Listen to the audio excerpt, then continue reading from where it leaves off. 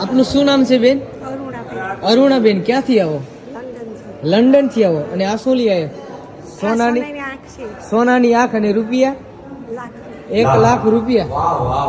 લાવો સોનાની આંખ લાવો પેલા. આમ તો જો સોનાની આંખ કેટલા તોલાની છે બેટા?